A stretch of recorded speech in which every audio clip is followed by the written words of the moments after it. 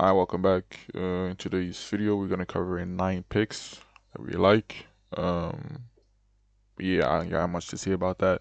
Let's go through yesterday's recap. We went 6-4 with our picks, plus 1.67 units on straight bets, 1 on 1 on live bets, and we didn't cash our demon.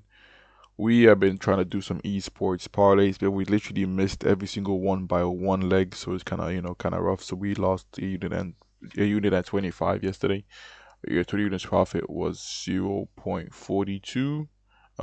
Purely because in parlays I was missed by one in parlays, but it's what it is, man. Units profit of the month is at 9, but we keep pushing. To recap our picks from yesterday, we had MPJ. He hooks on 31 PR. I don't know how the fuck he got 9 rebounds against the Thunder. I did not watch the game, but he got 9 rebounds and 11 free throws. So he goes over barely with 11, with 31 PR. AJ Green, he could not shoot the ball. He went 0 for 4. I guess he didn't get the ball any single time after that. So he just goes under.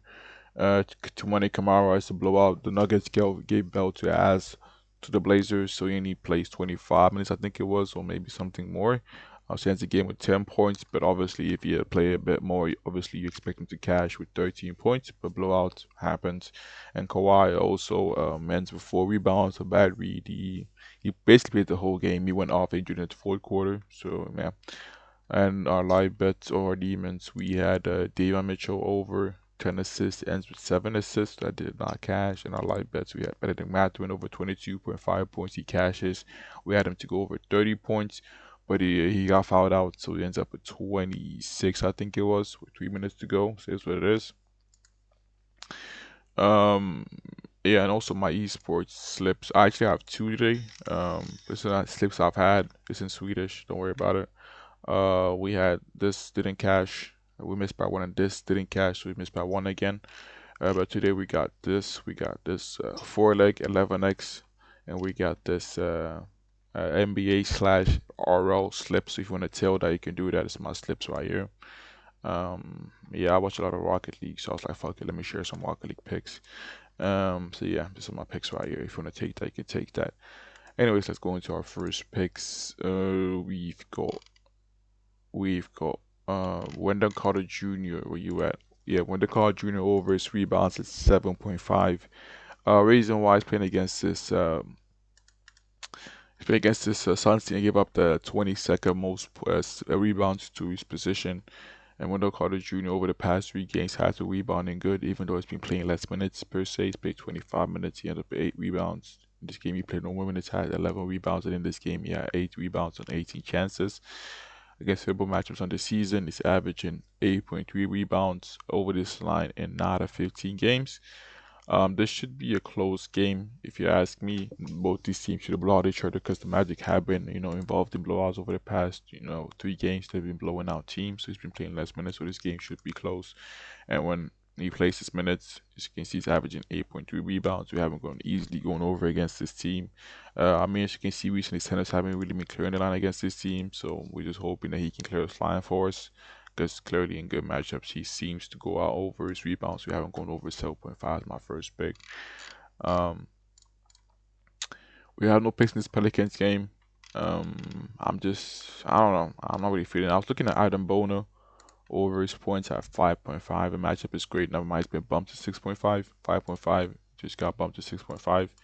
But I'm not really sure about that. He's been crushing it lately, but I don't know. Something's telling me to not take that. Anyways, in this Grizzlies game, I think we have the most unders we've ever had. Our first under we're fading Bam to go under 20 points. Simply because when we got Mitchell, Norman Powell, and Tyler Hero playing, he's literally seeing, wait, uh, yeah, David Mitchell. He's literally seeing less usage. We only see 24% usage. He sees less shots. It's just, he's only over this line in 2 games. It's just, I'm obviously the matchup for him is fantastic. This Grizzlies team kind of stink. He's played them once only. I think he had 20 points against them. He's already played them. No, he had 24 points actually. So he's already cleared this one against the Grizzlies. He went 4 from 8 from 3. So I just feel like with the usage rate being down with all these with all these three guys back and the shots volume going down with all these three guys in the team, I just feel like he needs the shot to go over because Bam's not really a efficient shooter like that. Obviously he has nights he can go off and also said back to back. I'm fading back, but I'm fading Bam for sure. It's just everything told me to fade him. If you want to fade him, you can fade him too. That's up to you. Our next pick will also go with David Mitchell over his assists at 6.5.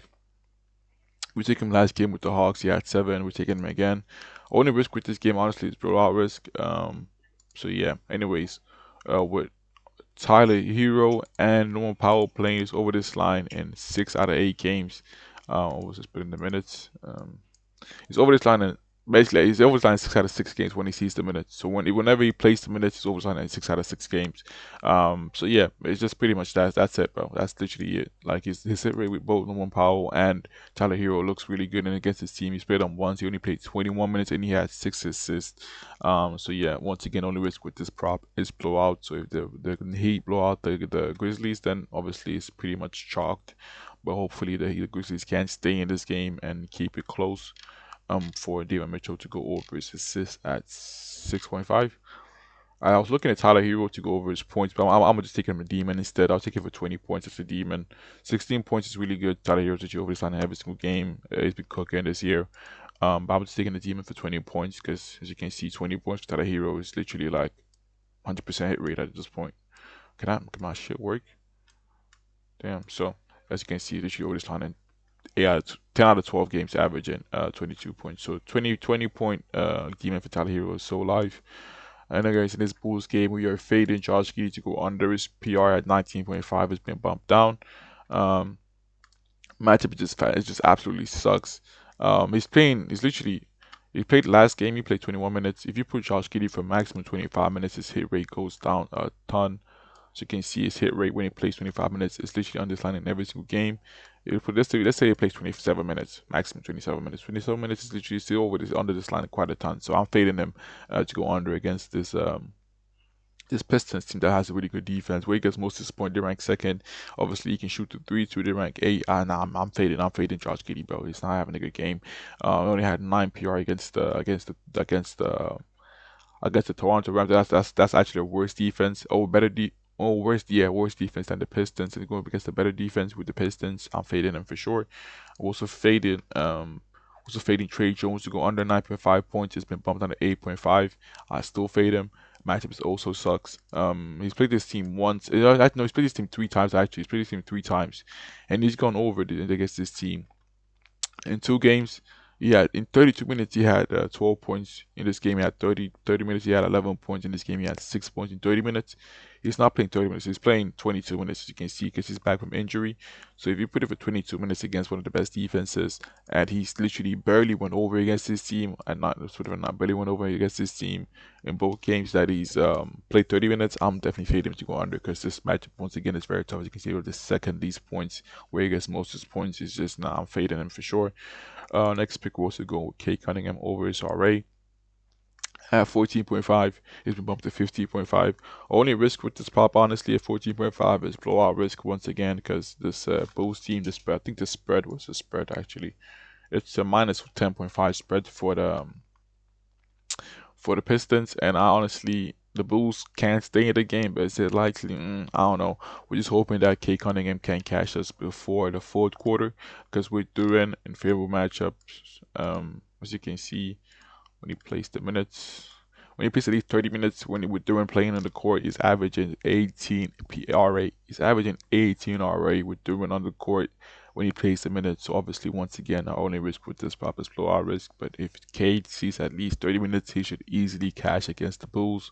I actually remember head to head against this because he had to head against this team. He had 17 RA in 34 minutes played. So hopefully this Bulls team can stick in the game long enough for Cade to get his RA. That's the only risk with this prop, honestly. You can also go for guys like Jalen Duren over his rebounds, or you can go for Jalen Duren over his points. It's a good matchup for both. But I'm just going with Cade over his RA in this matchup. Do I have any picks in this game? Yeah, in this game we're fading King and Murray to go under 13 points. I'm not really feeling the hype right now. I feel like people overreacting to him dropping 15 points on the Magic on the season. Keegan Murray, when he sees the tough matchup in transition, he's not really been cooking, as you can see in transition against tough defenses. Under this line in 7 games, only averaging 12.8 points. Um, I don't know. I don't know about this one, but as you can see, transitioning ranked third. It's actually a good spot up shooter, but it's not really be taking that many 3-point shots this year. So I just feel like that's not really the good, thing to go off on. Last year, obviously, was a spot up shooter, was taking most of his shots from 3-point line, but this year it's like usually trying to, do more than be a spot up shooter. So I'm just fading him to go under his points for that reason, man. Um, yeah, that's pretty much it. I don't really believe in him for dropping 14 points against the Spurs. He might. I don't believe in it. Um, 1 second, guys. 1 second. Yeah, on to the next. Our last two fades. On the first fade of this vid, we're fading Ojananobi again to go under 4.5 rebounds. He should be guarding KD this game. I don't see him, even trying to look for rebounds again. Because as you can see against this Pistons team, we had the exact same read against the Pistons. He ends up with 0 rebounds. I have the exact same read again. I don't really see him trying to get rebounds in this game because he's going to be guarding KD, face guarding KD. I don't really see him even trying to turn around and get rebounds. So we're totally favored to go under rebounds again. If he gets rebounds, he's gonna have rebounds that fall in his hands. It's gonna be a close game. As you can see, the points totals had 17.5. So the books have a really slow paced game, and slow paced games rebounds are hard to get.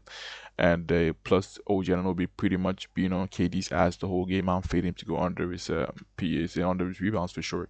Um, and my last fade, we're fading Shengu to go under his PR. The matchup for him again, bro. This guy is a fucking fraud, bro. You saw the KD leaks. This guy's a fucking fraud, bro. Chengun in tough matchups on the year is literally under this line in 8 games, only averaging 27.5 PR. But it's being inflated by the Thunder game where he had 50 PRs, heavily inflated. If you remove this Thunder game, remove this Thunder game. Remove this Thunder game, as you can see that the graph literally goes down. Like he's literally only had like crazy games, which is literally seen there like boosted his PR like average. But like if you were like to do like a median, average, you'd be like a 24 or something like line, if you get what I'm saying. So yeah, Shengun in tough matchups generally does not have good games. So we're fading to go under his PR. This Knicks team has been really good at stopping centers. You can see centers have been really going under the line against this team, and Shengun can't make a layup to save his life. And now it's going to be one of the best defenses, one of the best paint defenses, and I'm failing to go under his PR for that reason. Yeah, that is it. I'm not really feeling any more picks, to be honest. I'm not trying to force anything. This Pelicans game is a really good game for overs. I'm not really feeling. I feel like some guys lines are too like Sadiq Bay 19.5 is too inflated for me. I ain't gonna lie. Derek Queen maybe over his points might be a good look. He had 9, I think, against this team. Only 90 minutes played. I'm looking. I'm waiting for East Misi news to come out. If Misi sits out, damn, then I'm definitely feeling like Derek Queen over his points might be a good look. But I'm just waiting for the news to come out. But yeah, that's all my picks. We can recap my picks right here. It's all my picks right. I will take whatever it is that you like. My slips that I have, esports slash NBA. The first esport game starts in an hour. So yeah, thank you for watching, and I'm out.